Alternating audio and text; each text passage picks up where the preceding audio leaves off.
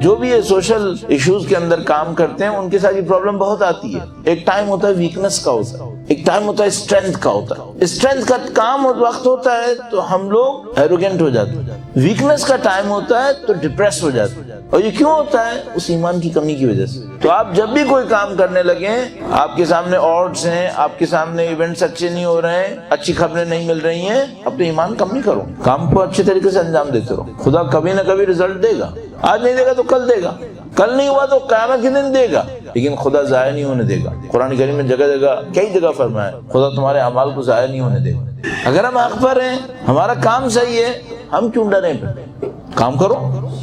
اگر صحیح کام کریں گے, حق کے لیے کام کریں گے, پلاننگ کے ساتھ کام کریں گے, ڈرنے کی ضرورت نہیں. خدا کا کام ہے فتح دے. نہیں بھی ہوا, ہم نے اپنی ڈیوٹیز کو تو پورا کر دیا نا.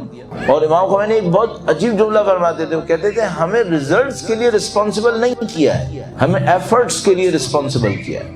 ایفرٹس کرو, کام کرو اپنا. اور اس میں پھر مولا امین المومنین کا ایک فرمان اور عرض کروں گا. تو امام نے فرمایا الدہر یومان, زندگی 2 دن, ایک دن تمہارے ساتھ ہے, ایک دن تمہارے اگینسٹ ہے. ایک ٹائم آئے گا تمہاری لائف میں جو تمہیں فیور کر رہا ہوگا, ایک ٹائم آئے گا جو تمہارے اگینسٹ چل رہا ہوگا. فرمایا جس دن وہ فیوریبل ٹائم آئے ایروگینس مت دکھاؤ, جس دن تمہارے اگینسٹ آئے اللہ سے ڈس اپوائنٹڈ مت ہو, اللہ پہ امید رکھو. تو آپ جب بھی کہیں ایسی کسی جگہ پر ہوں, آپ نے صحیح کیا تھا, رزلٹ صحیح نہیں ہوا, ڈس اپوائنٹڈ مت ہو. شاید خدا کی طرف سے امتحان ہے, شاید خدا اس سے اچھا رزلٹ دینا چاہتا ہے. ایک دفعہ میرے ساتھ ایک ٹف ٹائم آیا ہوا تھا میرے اوپر. اچھا میں نے نوٹ کیا کہ لائف میں جو ٹف ٹائم ہے یہ کچھ مہینے کے بعد آتا رہتا ہے, یہ مجھے احساس ہوا ہے. اچھا وہ جو ٹف ٹائم آئے گا تو وہ ایسا ہوگا کہ بسم اللہ الرحمن الرحیم صبح سے خراب ہونا شروع کرے گا, شام تک ساری چیزیں خراب کر دے گا.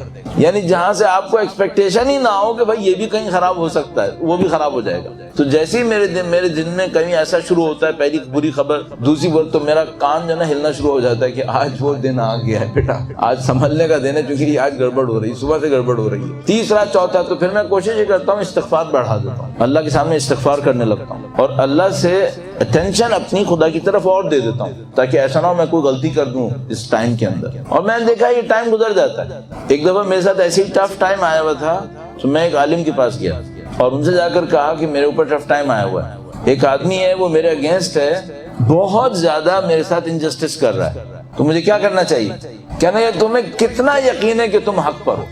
بھی تمہارا ایک مقابلہ ہو گیا نا ایک آدمی سے, ایک آدمی تمہارے ساتھ انجسٹس کر رہا ہے, مثلا تمہارے خلاف کوئی پروپیگنڈا کر رہا ہے, تمہارے کام کو خراب کرنے کی کوشش کر رہا ہے. کہنے کہ تمہیں کتنا یقین ہے کہ تم حق پر ہو؟ میں نہیں کہہ سکتا میں 100%, کیسے ہو سکتا ہے 100%, کہاں ہو سکتا ہے یقین؟ تو میں نے کہا کہ more than 80%, اگر کوانٹیٹیو ہی بولنا ہے تو more than 80%, around 90% میں سیٹسفائیڈ ہوں کہ میں حق پر ہوں. میں چانس دوں گا کہ 10%, 15% شاید میری غلطی ہوئی ہو, لیکن 80% سے اوپر میں مجھے کانفیڈنٹ ہے کہ میں کانفیڈنٹ ہوں کہ میں صحیح. تو انہوں نے کہا کہ تم کو یہ کتنا احساس ہے کہ یہ جو آدمی ہے اس کو پتا ہے کہ یہ بھی غلط ہے. بعض اوقات کیا ہوتا ہے, سامنے والا سمجھ رہا ہوتا ہے وہ صحیح ہے, اس کے پاس کوئی ریزن ہوتا ہے, تو کہنے گے یہ تم کتنا چانس دیتے ہو کہ یہ جانتا ہے کہ یہ غلط ہے؟ میں نے کہا یہ تو بہت ٹف ہے, مجھے کیسے اس کے دماغ کا پتا کہ وہ غلط ہے یا نہیں ہے؟ کہنے گے پھر بھی تم اپنا سوچو, اس کے پاس جو آرگومنٹس ہیں, وہ جو آرگومنٹس دے رہا ہے اس میں صحیح ہونے کا چانس کتنا ہے, اور کتنی جگہیں ایسی ہیں جہاں تمہیں پتا ہے کہ 100% یہ آدمی جھوٹ بول رہا ہے.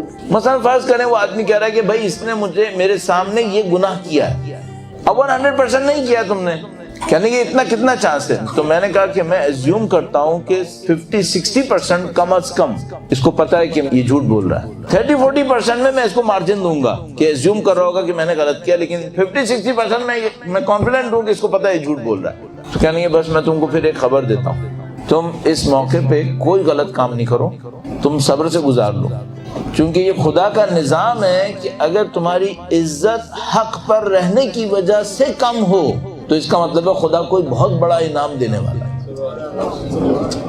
اگر تمہاری عزت حق پر رہنے کی وجہ سے کم ہو, ایک دفعہ میری غلطی سے کم ہوتی ہے, نعوذ باللہ میں نے فراڈ کیا, ایک دفعہ کم ہوتی ہے میں نے کوئی شو بازی کی, غلط کام کیا, اس کی وجہ سے میری عزت کم ہو گئی, تو پھر تو ڈیزرو کر رہا ہوں نا میں. فرمایا اگر تم حق پر ہو, سامنے والے کو پتا ہے تم حق پر ہو, پھر بھی تمہاری بے عزتی کرتا ہے, پر میں اب تمہیں خوشخبری دوں گا میں کہ تمہیں خدا متعال کوئی نہ کوئی بہت بڑا انعام دینے والا ہے، اس کو کراس کرو، اسے گزار جان دو، کچھ مت کرو۔ ایک دفعہ یہ ہوا تو مجھے اس کے بعد ایک اور دفعہ ایک واقعہ ہوا جو اس سے بھی زیادہ خطرناک ہوا، اس میں بھی میری عزت کا معاملہ انوالو ہوا۔ تو مجھے یہ سمجھ میں آیا کہ خدا متعال نے اہل بیت اطہار سلام اللہ علیہ مجمعین کو اتنا عظیم الشان مقام کیسے دیا ہے۔ وہ اپنی عزت سے گزرے ہیں، ظاہری عزت سے، لیکن ذرا اہل بیت کی زندگی دیکھیں۔ جب بھی آپ کسی جگہ پہ زیارت پڑھنے کھڑے ہو نا تو ایک کام یہ کر سکتے ہیں، آپ جب زیارت پڑھتے ہیں ظاہر ہے آپ سب کا نام لے رہے ہوتے ہیں، البتہ بعض اوقات تو ہم لوگ 3 رخ پہ زیارت کر کے ختم کر لیتے ہیں، بعض اوقات سب کے نام لیتے ہیں۔ جس کا نام لیں ذرا اس کی زندگی کے ٹف ٹائم کو سوچیے گا تو آپ کو لگے گا جیسے ان کی زندگی 250 سال ٹف ہی گزری ہے۔ آسان کب تھی؟ حتیٰ وہ ائمہ جن کو ہم سمجھ رہے ہیں نا ان کی زندگی آسان گزری، آسان نہیں گزری ہے۔ مولا چھٹے سرکار جن کے بارے میں ہم سوچیں گے آسان گزری ہے، قطعاً آسان نہیں گزری۔ مولا 8ویں امام جن کو ہم سمجھتے ہیں شہزادہ اس نے بنایا تھا مامون نے، قطعاً آسان نہیں گزری۔ سب نے ٹف ٹائم گزارا ہے، اپنی عزتوں کو، ظاہری عزتوں کو خطرے میں ڈال دیا اللہ کے دین کی خاطر۔